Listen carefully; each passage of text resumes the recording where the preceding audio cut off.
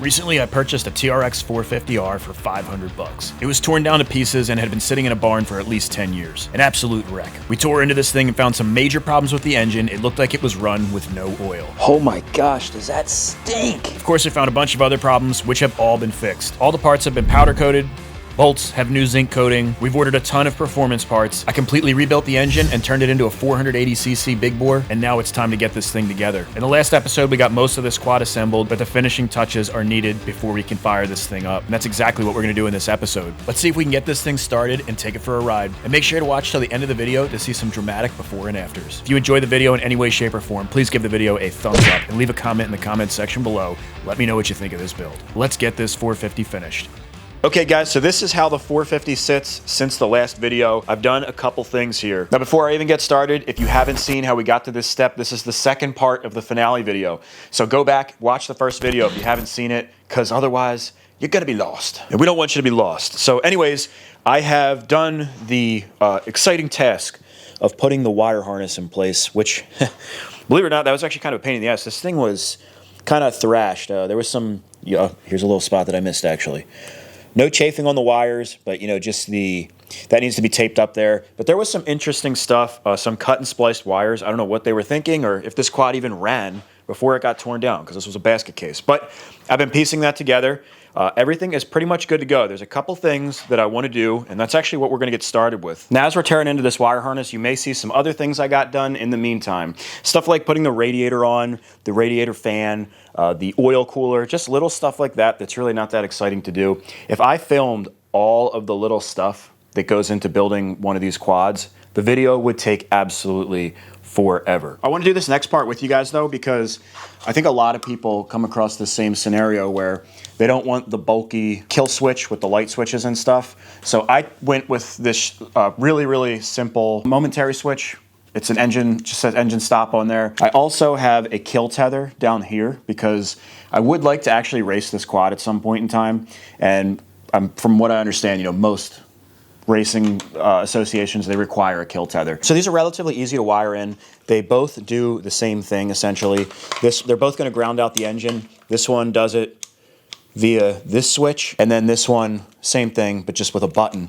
So we're gonna merge these together with a connector, and that way we don't have a whole bunch of different wires and stuff, and then we'll run this into the original wiring harness that the big clunky switch would normally be at. We're gonna use bullet connectors, because they're very streamlined, they look OEM, and I don't want like a big bolt. I have like nice connectors I could put up here, but it'll be big and bulky on the handlebars, so I think this will look a little bit better. Now I want this plug to join in pretty high up, so let's see if we can break into this sheath. And the reason I'm not just snipping these wires off all as one unit is because I want to stagger the connectors. I'll show you why in a second. We managed to do it without destroying the wire. Okay, so our wire's exposed, and we will clip one right about here. We're gonna clip this second one right about here. We're gonna use these waterproof wire connectors.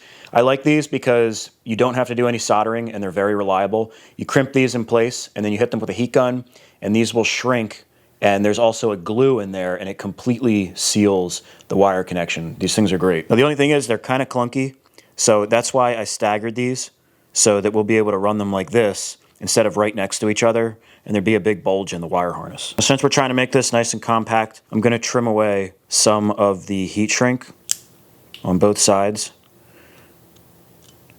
Come in on our wires here and strip away the sheathing. And I've got my crimp tool.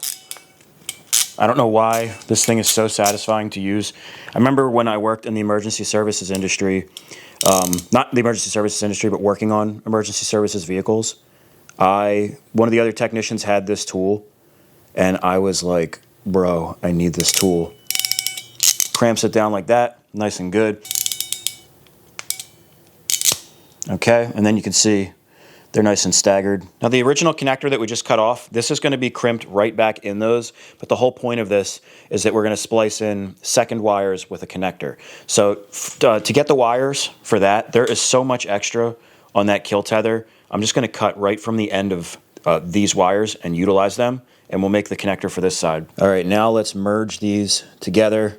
We'll get our crimper in place. This has like little locking like ratcheting system there, so it'll actually hold onto the crimper. I seriously love these things. Now we're gonna take our original lead and our new mini wire that we just clipped, and we're gonna merge these together. I don't know if these will really twist together too much. It doesn't matter though, because when it goes in that connector, they're pretty good at crimping everything together and making good contact. And these will feed right in here. Okay. And it's good to give these a tug and make sure they're good and tight. Now we're gonna hit these with the heat gun and try not to burn our fingers.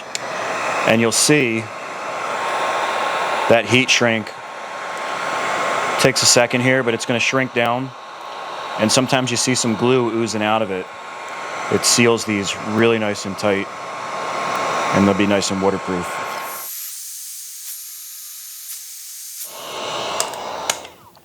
I cut this one a little bit short. There's a tiny bit of exposed wire there. It'd probably be fine because we're about to put some more heat shrink on, but just because I can't leave it that way. Just gonna put a little bit of electrical tape on there for extra measure. All right, now I want this whole thing to look a little bit cleaner. So we're gonna take some heat shrink and slide it on up. We're not gonna shrink this down just yet, but we wanna get it in place. Otherwise it's kind of a pain in the ass. Now we're gonna put these little bullet connectors on. You can get kits like this on Amazon, really inexpensive. They have like the little rubber sheathings and everything. Kind of a nice kit to just have. Now you don't wanna make the mistake of forgetting to put the little rubber pieces on first. So slide these on, one for the male and one for the female. So here's our female connector. Most of these kits, they come with a tool. If not, these are really cheap on Amazon also. They go in like this and we'll get it started.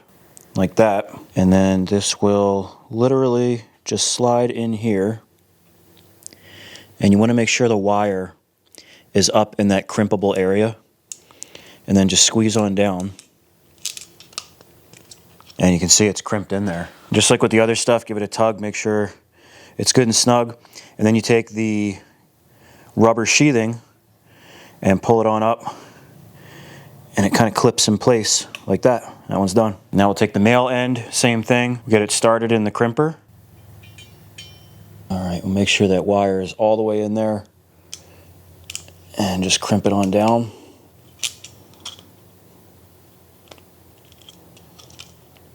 There it is, man. Nice and snug. And now I can take that heat shrink, slide it down so that it's covering the entire work area, hit it with the heat gun,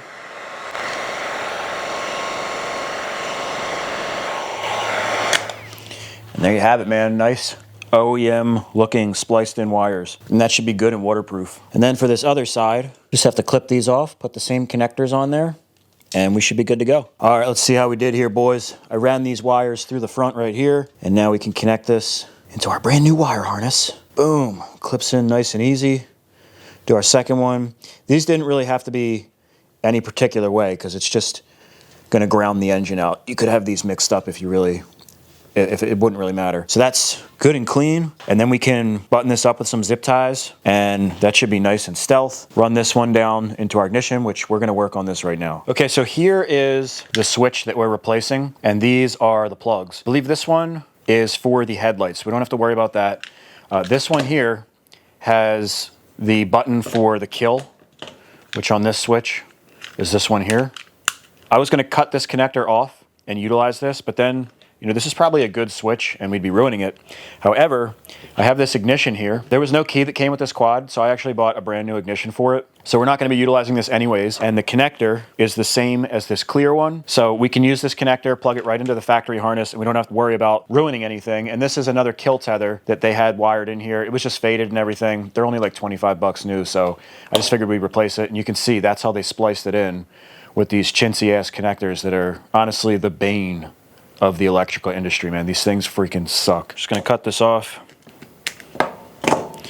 And we could probably resell this. Here at Quality Used Parts, we've got some great new offerings, like this beautiful ignition switch in mint condition. Our products are top of the line and none of them come with a warranty. But if you don't believe how good they are, just listen to this testimonial. They're great parts. I'm always happy with the service and quality. Tell them about the warranty. The warranty is great. Worried about shipping? Don't worry. It's a $99.99 flat rate fee on all of our products. $5 part doesn't matter. $100 part doesn't matter. Unless it's a large item, in which we'll add a 50% surcharge. Returns are made easy with a 30-day no money back guarantee. And yes, we accept all forms of payment. Call us now at 1-822-5555 or find us on the web at www.qualityusedparts/useparts/scammers/ please don't report us to the betterbusinessbureau.com. Quality used parts, but for cheaper. You just might have to clean them and they may be broken. And now let's get these connectors off of here. These can usually just be pried away. These literally, when you put this on here and you push it down, there's this metal thing here that squeezes through and cuts the wire sheathing so that it's touching the actual wire. But they're just super unreliable. They're ugly. They can get corroded. They're not waterproof. I would never use these on something unless it was like a dire situation. See the metal thing, it jams in there? And it just makes the wires touch, but like I said, just chintz, man. We're gonna do the same thing that we did before, and we're gonna stagger these a little bit, just so that our connectors are not making a huge bulge in our harness, like that. And then these two that we're abandoning, we'll cut these off. And then just to make sure these things don't become a freaking problem with shorting out or whatever, we're gonna take a little bit of heat shrink, slide it over the end, heat this bastard up, and then you just take the end and smash it. And that'll just seal it so we don't get any like shorting out or anything. Just better safe than sorry. Now we're gonna come down here to our connector that this came with, snip this one here, and this one matches up right about here. So I'm gonna slide a little bit of heat shrink up this, and we'll put our factory sheathing. Now we can crimp our connectors on.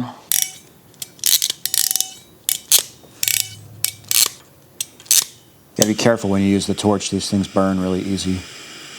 All right, now we'll slide that OEM sheathing down.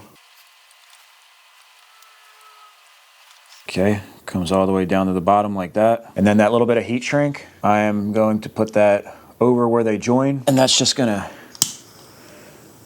make everything nice and finished up. And then one last thing, because I'm absolutely ridiculous, I'm gonna make a label for it.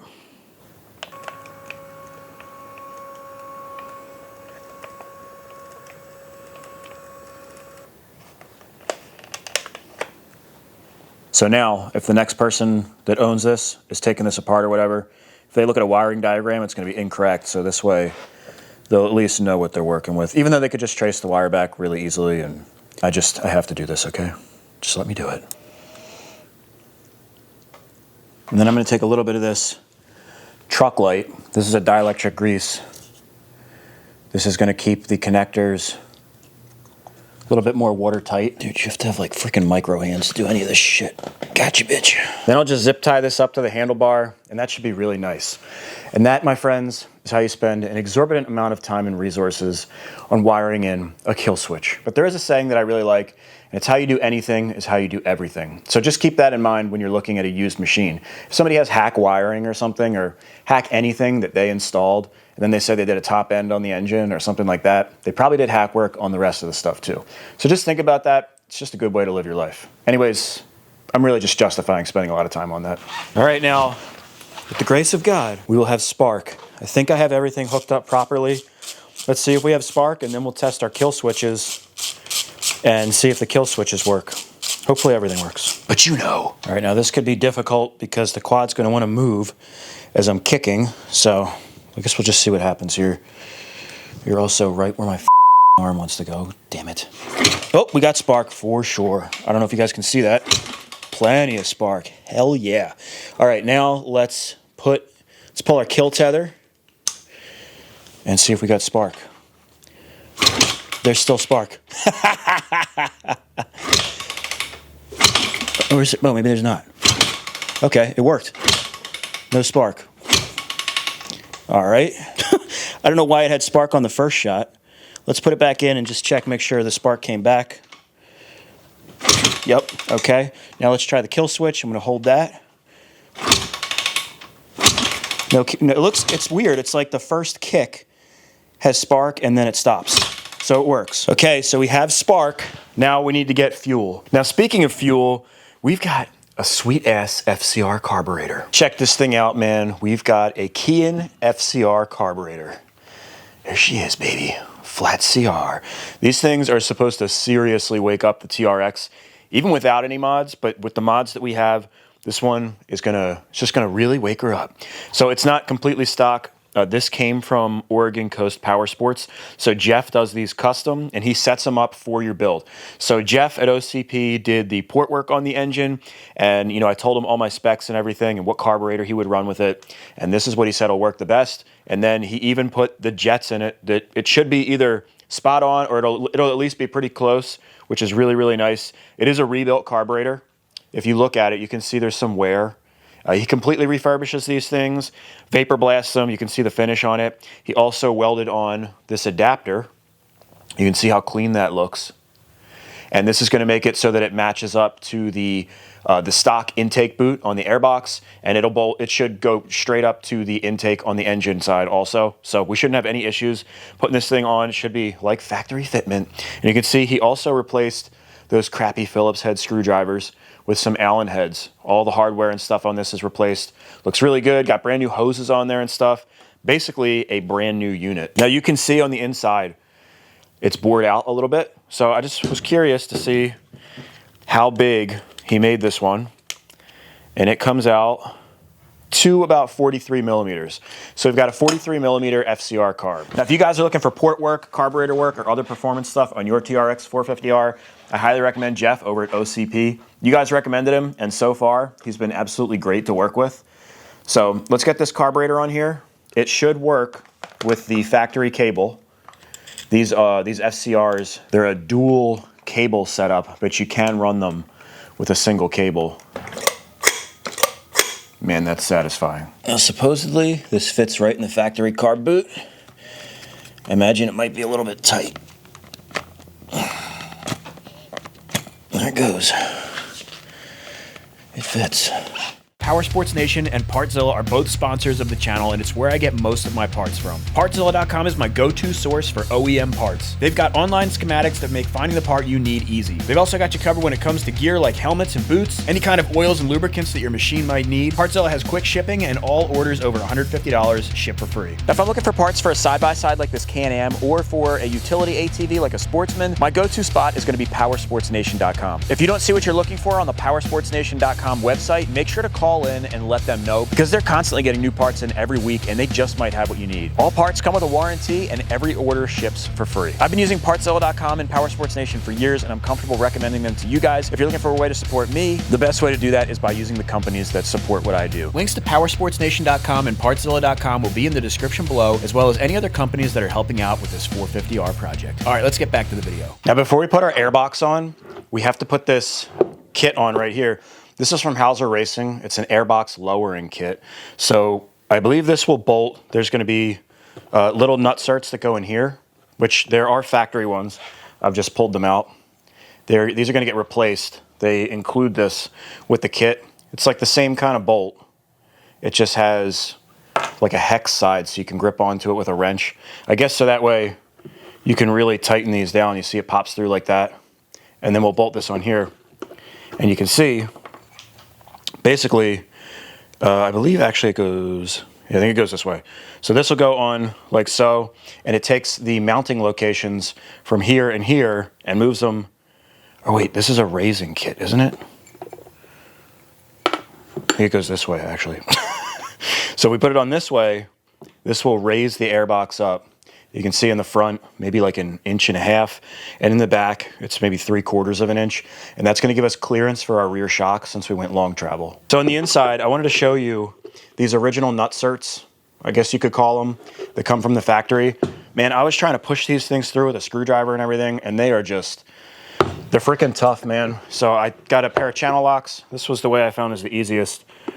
And just get her on there. It's kind of tough with the camera there, if I'm being honest, but it's okay. Get this here and just kind of start pulling it out. And it does bend it a little bit. You gotta be careful, you don't wanna break the Airbox. God, these things are so tight. I don't wanna break the freaking Airbox. The other side came out a little bit easier. These things are like, super, super in there. Freaking crap. Okay, there we go. Just freaking pain in my ass. You know, things are just usually easier said than done. So I'm gonna go ahead and pop this. How the f does this go? You know, when they don't include instructions. This is actually like the only way that it could really go. I'm assuming that it goes this way because these countersunk portions, they would have to face outward. It wouldn't go this way because this would actually lower the airbox and it doesn't even fit. So it's got to go like this. I'm going to use a little bit of this Suzuki X-Star. I love this Loctite, the X-Star brand. This is a low strength. We put it on there and get these started. And again, these things, they just push through the other side. And we'll thread this in. Now I'm just going to kind of snug these down. I don't think these need to be super tight. To be honest with you, I don't think you need to switch these things out. I mean, I didn't even have to spin these or hold them in the back when I was tightening them down because it goes up against these rubber bushings. And once it goes up against them, they don't want to spin. So, I mean, they include them with the kit for free, but kind of unnecessary. And then over here, there's just a little single guy. I guess that goes like so. Isn't that so nice that they include their own mounting hardware for the frame? We're not going to use those though because they're junk. I've got some OEM style bolts that we're going to use instead. All right, let's see if it fits. That's what she said. Oh, I've got this one upside down. That would lower the airbox.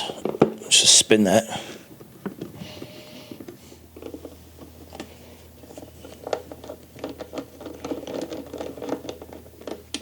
I'm gonna be honest with you guys, I don't really like the way that this sits in here. It's a little bit uneven.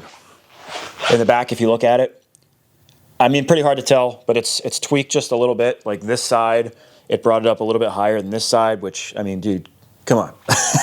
And it's also, it brings the airbox, it sets it back a little bit, and you can see it's barely, I mean, it is on there, and it's sealed all the way around, so it would probably be okay, but not the biggest fan. If we put it back in the factory location, I was looking, the airbox would come forward a little bit, and it would fit perfectly. So, man, I was looking on forums, and this is the gap where you're really increasing, because apparently with the long travel shocks, it can make it bottom out. Now this is an XC link. I don't know if maybe the MX link, maybe the shock sits back a little further and it's not necessary. I did look on forums and there were some guys saying they've run this exact linkage for years and never had an issue, and they've even bottomed out the shock. So then there's other guys saying they blew out the bottom of their airbox. So if you guys have experience with this kit or setup, you know, let me know in the description below. It doesn't look like, I mean, do I really need all that clearance? I was jumping up and down on the quad seeing how close, you know, this gets, and I couldn't even get it close. But of course, you know, when you bottom a quad out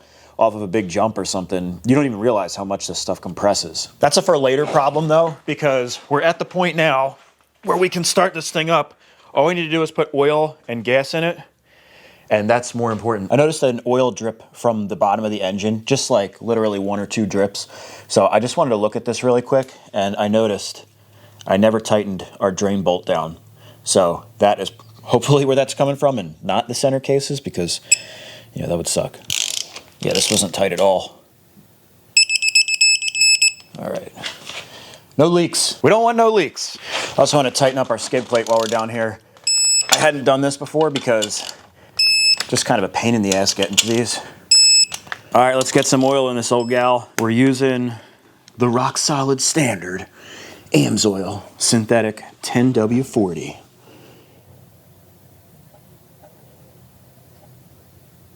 And Honda's so cool that you've got to fill both sides of the engine. This funnel is freaking perfect, by the way. I got this when I was out at Badlands. My buddy Scooter gave it to me. No sight glass on this side, though. They have the annoying weep hole method, where you just fill it up and you wait until it starts coming out of the little weep hole, and that's how you know it's full. Ooh, wow, that came out pretty quick. Didn't really take that much oil. Cool, nice mess on our freaking fresh engine. Damn it. And then this is it, man. Put our fuel tank on here. I've got some fresh 94 octane right from Sunoco. That's pump gas. That's the build. I designed this around pump gas. So, you know, hopefully it doesn't explode. It could, though. Oh, man. The carburetor officially has fuel. Oh, no. Where's this leaking from? bitch, it's always something. What the f***? It's coming out the overflow. I was literally just about to say, and no leaks. But you know what? It could just be that the float is stuck. I'm gonna try to start it up the way that it is because it's probably, well, maybe not actually. Let's just make sure everything is tight on the carburetor. Sometimes a fresh carburetor does this. The float just sticks. If you do this a couple times, sometimes you gotta tap on the bowl and then it doesn't leak anymore. And sometimes you have to run it for a second and like the vibrations get it to settle. Let's check it out. It's still coming out. Slow, barely coming out. I really have a feeling that when we run this, it's gonna stop. All right, screw it. Let's see if she fires. We'll worry about the little things later. Ignition, let's turn the ignition off. And I'm just gonna prime it a couple times. So it's not gonna start. We'll just roll the engine over, get the oil circulating around, pull some fuel into the engine. Man, does this thing have some compression? Holy crap. I wouldn't be surprised if this is one of those machines that kicks back. Maybe I should put some real shoes on and some boots, you know? These are like old Beat sneakers. Okay, ignition's going on. Fire in the hole! Oh, dude! Second kick. Let's put the gas on. I got it off right now.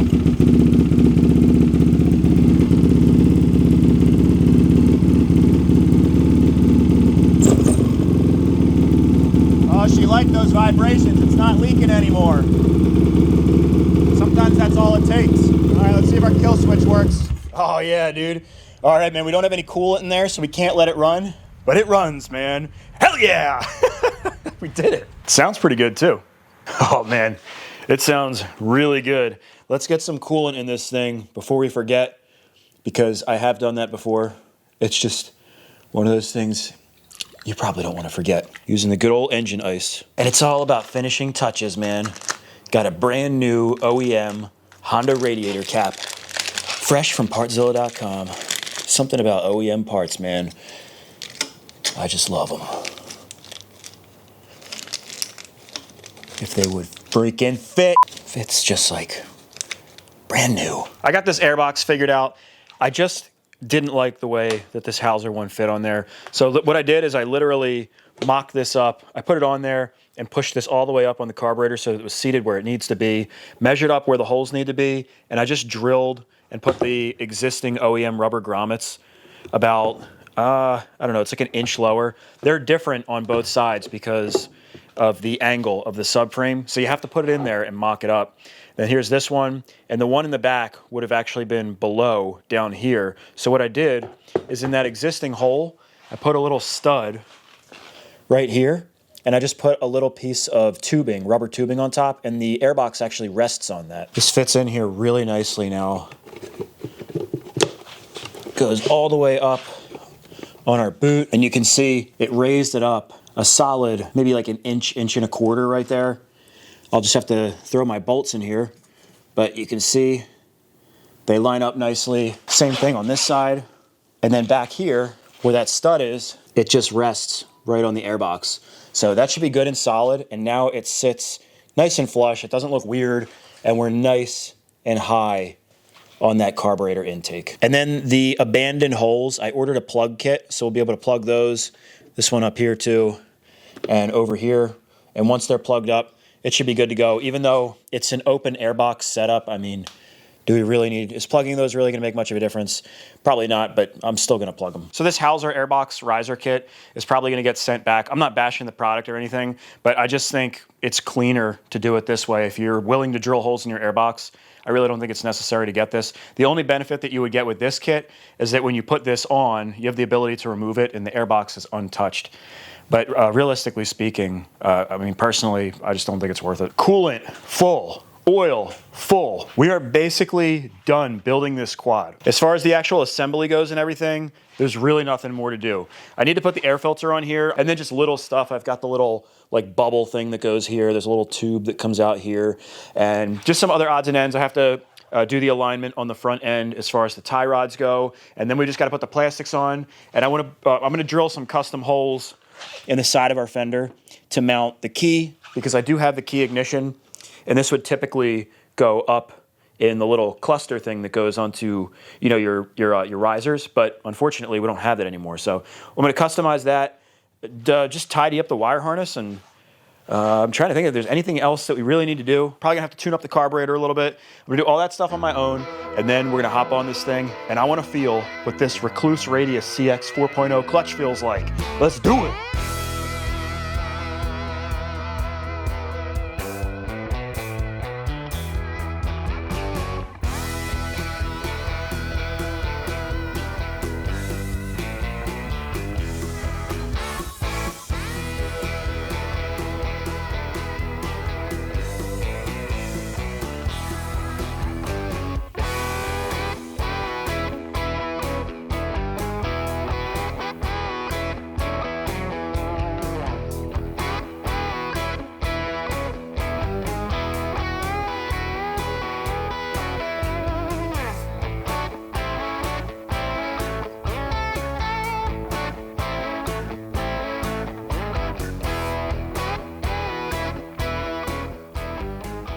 All right, guys, about to do something very controversial. I painted the hood. Some of you guys are gonna love it, other ones will probably hate it. I don't know why, but for some reason, when I was sanding this down, I went to go look at the paint. I was gonna paint it regardless, because to polish the plastic on this to make it super shiny would be a huge project. So anyways, I'm looking at the paints and I'm like, man, for some reason, the silver is speaking to me. So I went with silver. And it's a texture paint. If you look at it, it's got just a slight texture in it. It's like a semi-gloss, and there's a little texture. So I did sand the major imperfections out of it and everything. But as far as, you know, the sandpaper marks and stuff, if you do a super high gloss coat, a lot of that stuff is gonna show through unless you just spend an exorbitant amount of time sanding. And I didn't wanna do that, and it's a quad, so it's tough to keep all scratches out of this stuff. But I think it's gonna look good. I think it matches the A-arms and the subframe. And you guys are just gonna have to live with it because it's already painted. I think it's gonna look dope. Guys, we are so close. I can feel it. So there's one last thing that I wanna do, and that is put on the tail light. I think for a lot of racing organizations, you do need to have a tail light. Plus, I just like to have the tail light on there. So this is a reproduction. It looks pretty fresh, dude. It looks just like the original one.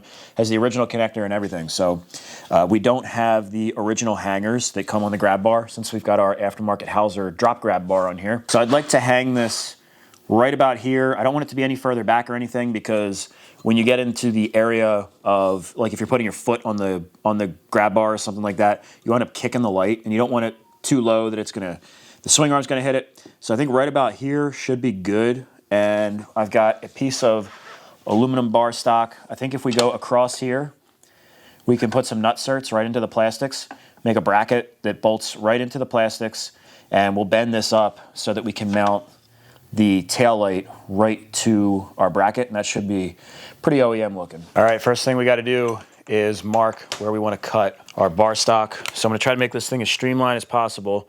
These are the OEM mounting bushings for the tail light. So let's kind of eye this up and get it in place right about there. And we only really need it to be probably about that far. And then I want the bracket to stick out about 1.5 inches. So we'll put 1.5 inches on our calipers here. So our next bend will be right here. Then I'll measure the gap between our two bolts, about 6 3/4 inches. So I will do 6 3/4 inches from here, plus the 1.5 gap here, and then another 1.5 gap on this side that we're gonna bend to be perpendicular. You guys will see when I do it. So right about there. And then we'll measure how far this dot is to the edge. It's about 1/2 inch. Just use the calipers. From the edge to the middle, and then 1.5 inches. Now in theory, if we cut this here and bend here, here, here, and here, we should have a perfect bracket. Wishful thinking at best. Let's do it.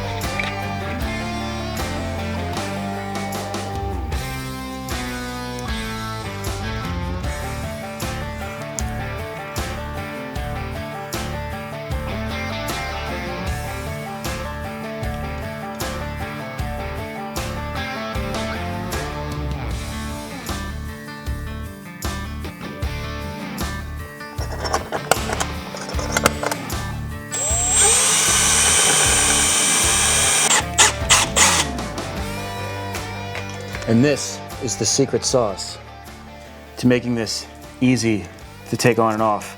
We won't have to do any through bolts or any bullshit like that. The nutserts. Oh, this might actually be a little too big. Oh. I ripped the threads out. Are you serious? Holy shit. I've never done that before.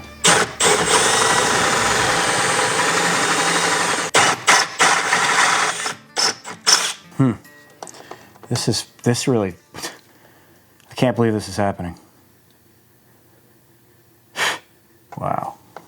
I'm actually pretty pissed.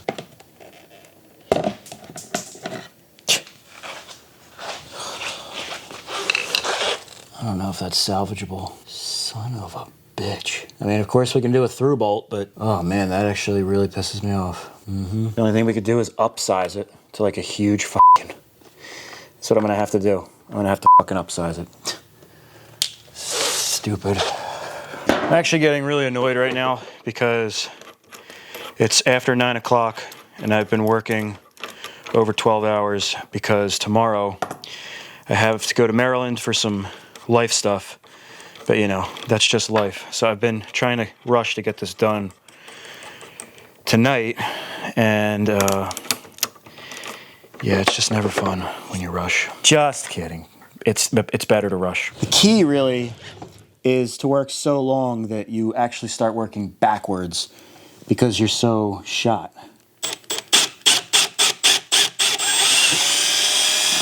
Okay, now I have to be careful not to go too hard with these because we're not upsizing from here. All right, that one's good.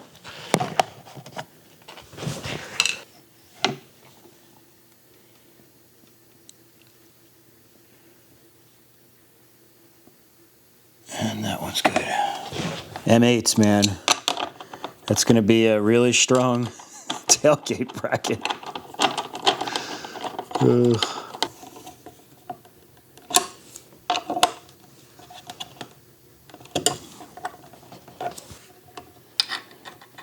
Well, there it is, man. That turned into a freaking ordeal. But what the hell, dude? It looks good, and it's nice and solid. So I'm happy with it. Those M8s are definitely overkill, but it looks good. I think the height is okay.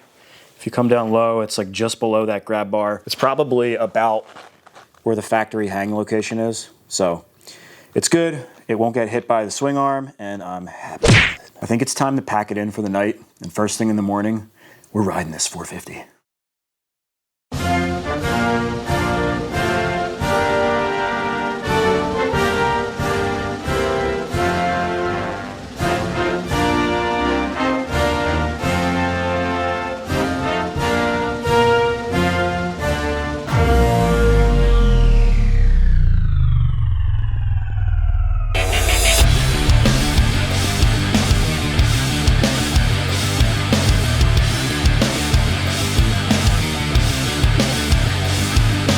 And so, my fellow Americans, ask not what your country can do for you, ask what you can do for your country.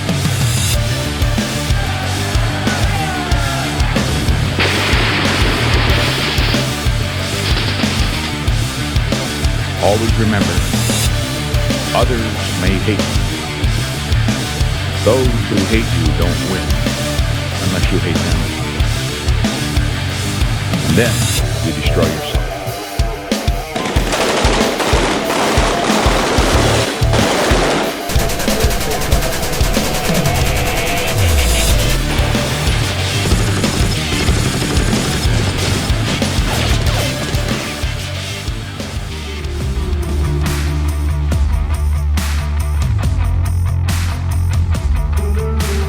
Just like our ancestors, we must now come together, rise above past differences. Any disagreements have to be put aside and go forward united as one people, one nation, pledging allegiance to one great, beautiful, I think it's so beautiful, American flag.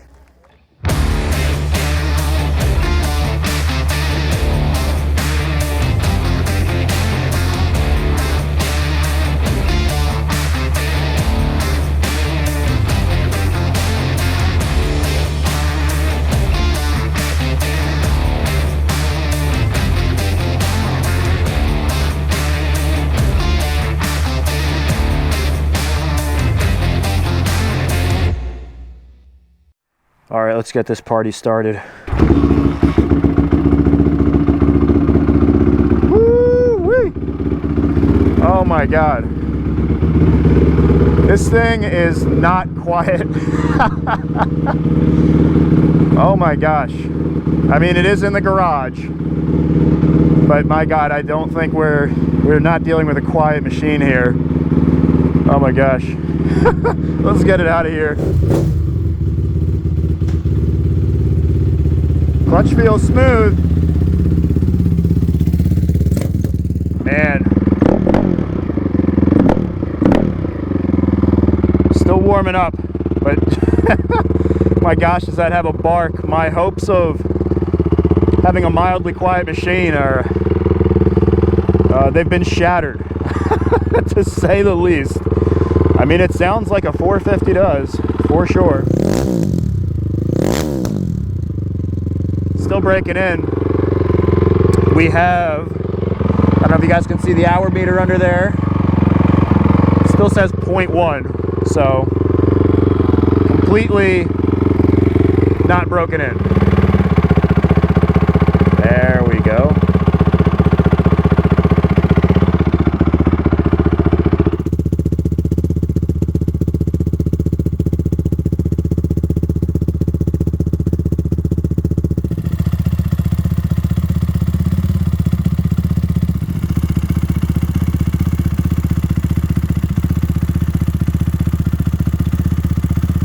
All right, now, quick disclaimer. For those of y'all that are new to the channel, residential neighborhood, neighbors already hate me, so we can't go crazy. I also had my knee repaired, had my ACL repaired about 7 weeks ago now, so I can't go crazy. We just want to make sure that it goes through all the gears. Curious how the power feels. Here we go. And we've got that recluse clutch in here, so we're going to see what that feels like. We're in first gear. This is a 5-speed. Let's see how it does. First, second, third, fourth, fifth. All right, it's still shifting. So I must have missed the gear because I'm 99% sure this is a 5-speed. And I should be able to shift this without using the clutch at all. Let's see what happens.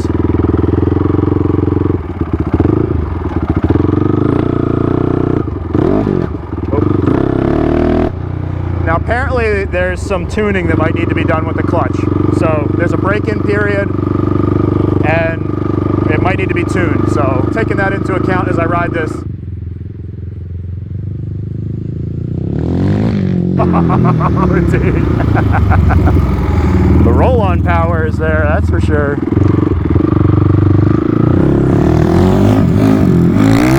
Oh yeah. I'm kind of afraid to like rip this thing, to be honest with you. I'm a little timid with after the leg surgery. And I have a feeling that this is a really fast quad. Oh yeah.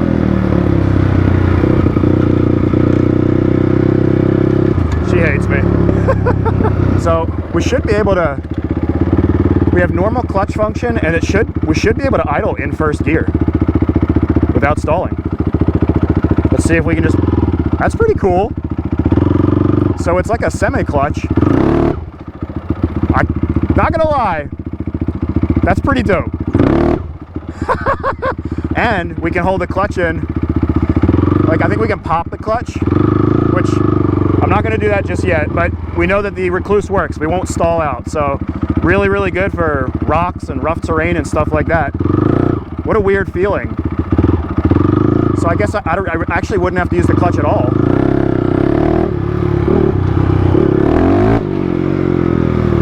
It doesn't feel like it wants to just, you can't just shift with no clutch. But it won't stall, which, I mean, I'm down with that. I like using the clutch anyways. I don't know if that's the way it's supposed to be or if I have to tune it differently. But it certainly doesn't feel like, when you're rolling, it feels like you can shift it. So I'm gonna have to get used to that. And again, I'm sure that let's try shifting down. Okay, so it shifts down.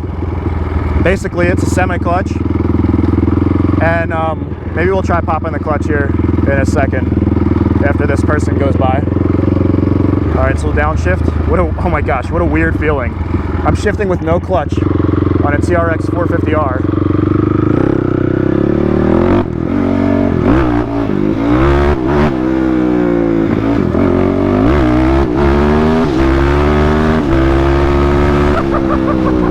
Oh my God.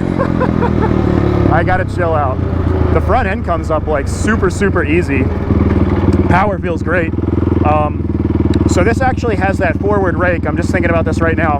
450Rs, I'm not saying that they're hard to wheelie. I suck at wheelies, by the way, but they're not like known to be wheelie machines. Their stance is really made to be, keeps you planted. Like when you do wheelies, that usually means you're not going as fast as you possibly can. So the fact that the front end is coming up so easily and it's already got that forward rake, the kind of way, the way that we built it, that's a good thing, man.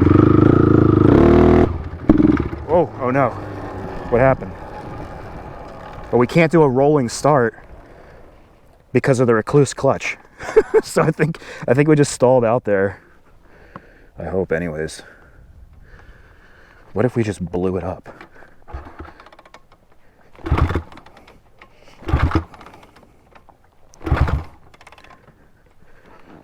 Uh-oh.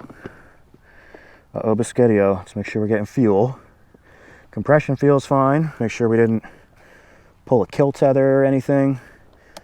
Key is still in the on position. I thought you couldn't stall with a recluse.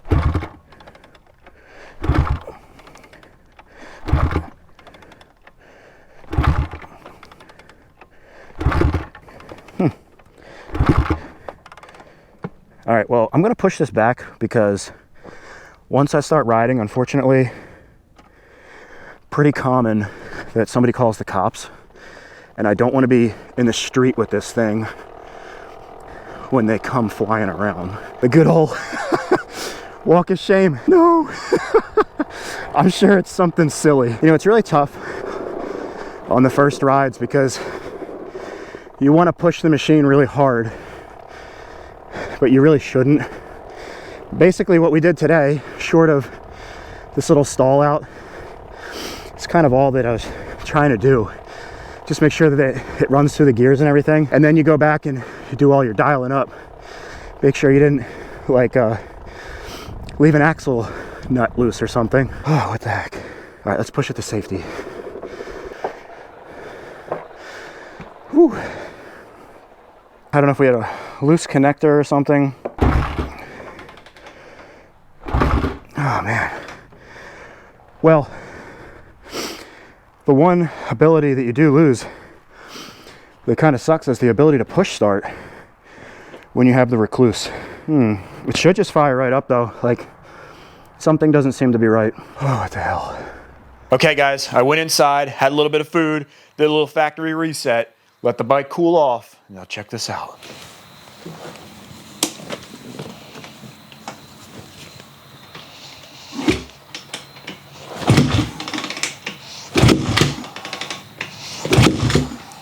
Well, it did start.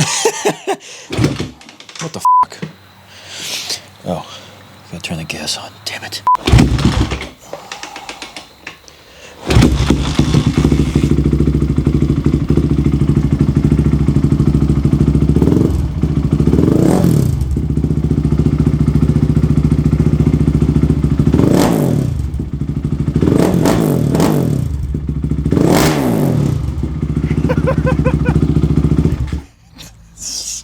So freaking loud.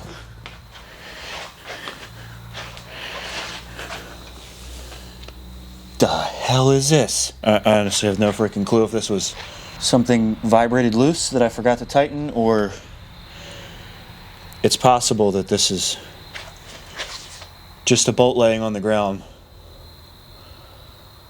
Well guys, case in point on checking to make sure that we don't have any loose bolts or anything on this.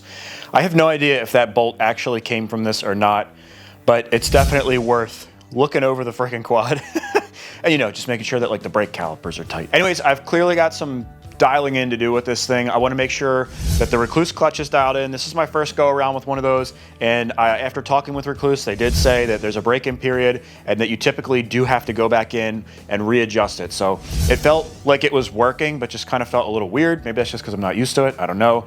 Also want to make sure that we have the jetting dialed in. That could be why it flamed out there. Don't know, but it's just a good idea to do. So we did it, guys. We took this 2004 Honda TRX 450R, absolutely clapped out. Roller, been sitting in a barn for, geez, I don't even know. I would guess 10 plus years. And we turned it into an absolute racing machine. This thing is, I believe, race ready. Pretty impressive. If you ask me, I think you guys did a great job. I want to thank all of the sponsors that helped out with this build. We've got our two title sponsors. We've got Powersports Nation. They helped me acquire this machine in the first place. Partzilla supplied all of the OEM parts for this thing and a number of the aftermarket parts. Couldn't have done it without them.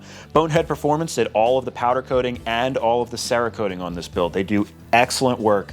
Top quality stuff. Then we've got OCP, that's Oregon Coast Powersports. That is Jeff. He is the man. I'll tell you what, he helped me set up this engine build. I can't wait to really open this thing up. I think it's gonna perform really, really well. We've also got OMF Performance. They hooked up these super trick wheels. These are the coolest wheels that I've ever had on any ATV. I absolutely love these things. And of course, we've got Rocket Ron Racing doing all of the suspension on this build. I guarantee once we take this to the trails and we're hitting the whoops and stuff, this thing is gonna be super plush. And for the clutch, we've got Recluse. That's what I was just talking about. The Recluse clutch is something that's new to me. However, I've used their torque drive systems, which are not the auto clutch feature, and I absolutely love them. So I can stand behind Recluse, even though I don't have any real experience with this Radius CX 4.0 just yet anyways. We've also got Hermosi hooking up the bar clamps with the 720 SBC and that super nice billet aluminum thumb throttle. We've also got Graphics Producer hooking up the graphics. If you want custom graphics design for your machine, hit them up. They have excellent design, or you can also do like I did and design your own and they'll print them for you. And we've also got Moto Blast doing all of the zinc coating and all the vapor blasting, making this engine look brand spanking new, and all of the bolts and hardware. Literally, that's the original stuff that came off of this roller and basket case. And as you can tell, they look brand spanking new once James is done with them. And I don't want to look past the fact that this is a military tribute build. That's why I've got my custom logo here in the back. It has all of the 6 branches of the military on there. I've also got the camo theme, even though it's not your traditional military colors. That is all kind of in the same theme of being a military tribute quad. And of course, we've got the flag incorporated into the graphics, the American flag on both sides, and even incorporated into the retro style 250R graphics. You can see I've got the flag back here. I just changed up the colors because the whole thing was the Dark Patriot, which we will be putting this next to the Patriot 250R, which the whole idea is to kind of have like a dark and bright, I don't know, like a contrast there, but they're supposed to complement each other.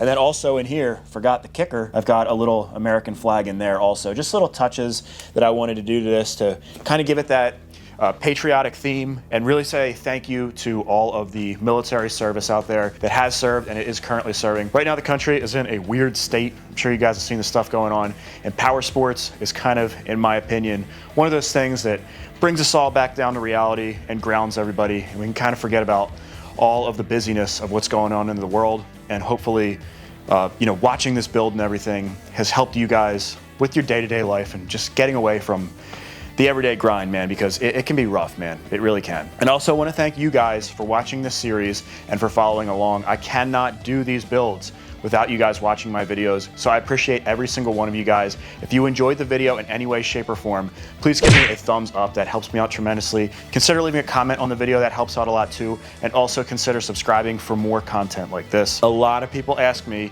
when I'm finished a build, Mike, what did it cost to build that thing? So this 450R, I will be doing a breakdown which will show exactly what it cost to build it. So I'll see you guys in the next video, and until then, peace out.